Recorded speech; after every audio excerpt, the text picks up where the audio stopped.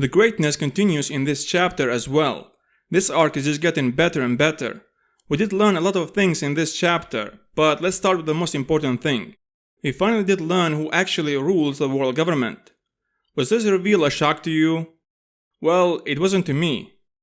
A few years ago I made a theory about who actually rules the world government, and in this chapter it is confirmed. In that theory I said that the Gorosei and the Tenryubitos are not the ones at the top of the pyramid, and I was right. I go into more details in that theory on why I thought that they don't seem like the true rulers, and that there are people above them. And this new revelation is great, because now things makes more sense on how the world government did manage to rule the majority of the world for so long. I even got to write in that theory the empty throne and the way they dress. So they tell the world that no one is in power. They did this in order to protect themselves. Because if people don't know that you are in power, then they will not blame you for anything, nor attack you, nor try to overthrow you. By choosing 5 old men to be their face that the world will see, it's very clever. Usually old age means wisdom and patience and tolerance. They wanted people under them to feel safe or to have the illusion of safety.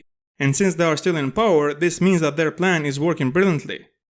Now in this chapter it is confirmed that only one person is above them. But I think there are more of them, just like I said in that theory. In One Piece story there are always more than one. There are 5 Goroseis, 4 Yonkos, 3 Admirals, 7 Shichibukais, 11 Supernovas, and that's why I think there are more of them. The link to that theory will be in the description or in the comments if you want to watch that video. I really would appreciate it if you guys would interact with that video by liking, sharing and commenting. Even if you don't have something to say, a random comment will be enough. And that is the only way how other people get to watch that video, because right now it's buried by the algorithm. Thank you for your support, I really appreciate it. There are a couple of things I want to talk about those scenes with the Gorosei and that person. When he went to see the big straw hat in that building, he was holding 2 wanted posters. One of them was Luffy's bounty poster and the other we could not see. But in this chapter Oda did to reveal the other bounty. It was a bounty of Blackbeard. I was curious to see what is Blackbeard's bounty, but Oda did not show that because he was busy doing something more important, like stabbing the wanted posters with knives and daggers and swords. I lost count how many times he did that just in the recent arcs. Apparently this is his new hobby. Imagine this conversation between Oda and his staff. Hey Oda-sensei, I told you not to call me a sensei. Oh yes. Is the chapter ready to be published? Yes it is. Oh no, wait, there is something missing. What is missing? The knives and daggers stabbing the wanted posters. Ah yes, perfection, all done. Anyway, the reason why that person has Blackbeard's poster could be because Blackbeard did something in a new world, or it could be because he is a D as well. And if this is the case, then this is one more reason to believe that the Straw Hat, the D's and the Ancient Kingdom are connected.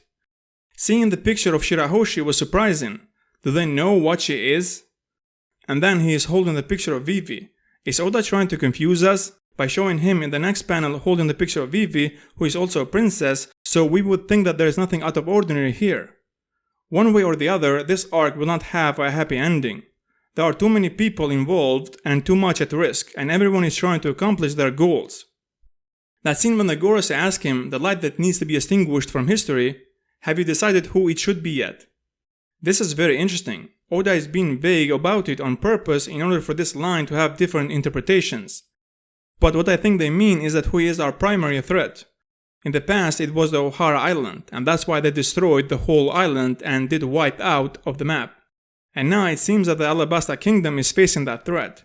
But it would be quite surprising if they can pull this off.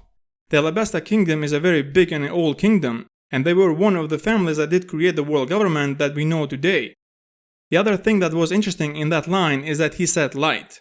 So they don't consider them or those kingdoms bad or evil. So there's no hatred, it's just business. If you are in my way, you will be eliminated. And this is very bad because whoever thinks like this, he will never think that he is wrong, nor he will repent for what he has done. In short, they consider themselves gods. The Tenryubitos think that they are gods, but they act like spoiled little kids who know nothing. But these guys are acting like gods. Anyway, in this chapter we saw a character that we have not seen for a long time, Bonney. Bonney is a very mysterious character, we don't know much about her, but still Oda thought she is not mysterious enough. So let's add more. She was crying for someone in Marineford and she did blame Blackbeard for it, and now she is crying for Kuma. I wonder for whom she will cry next. So Kuma was a king. This was a surprise, because we thought of him as a pirate, but it does make sense now since he is a revolutionary. The things that one of the commanders said about Kuma's case do not make sense unless they did figure out that Kuma was a revolutionary, because he said they are punishing him for defying the gods. But Kuma did not defy the gods, he did join them and serve them as Shichibukai. All that would make sense if they have figured out that he was an undercover agent. I really did like what Sabo said, there is no middle ground for us, success or death. I really hope they will be able to take Kuma with them. When I saw him in that position, it was really sad. He has dedicated his life fighting the Tenryubitos, but he did end up working as a slave for them, as their toy. The irony. It is very sad from Kuma's perspective, but from the writer's perspective, this is just brilliant. Oda is not holding anything back, he's not playing around, he's not playing safe here. He's going all out, and this is great for the story. It is not easy to shock people, but Oda is shocking us in this arc every time. The more extreme way you treat your characters, the better the story will be. Bunny said that I cannot believe I ran into you so soon, my infiltration mission is a success. So this means that she did come here for Kuma. I wonder if she will end up working together with the revolutionaries to free Kuma. That would be interesting. But someone might be jealous. I am not mentioning any names, but have you seen how cute are the koalas? Anyway, where is Dragon? I think he is here. When the kings were going up the red line, someone said that there is too much wind. And where is wind, there is Dragon as well. And finally the reverie started. Roll credits. Anyway, while watching and staring at that page, when you see everyone sitting in this round table, I was wondering how many nights Oda has not slept in order to come up with this page. It's amazing.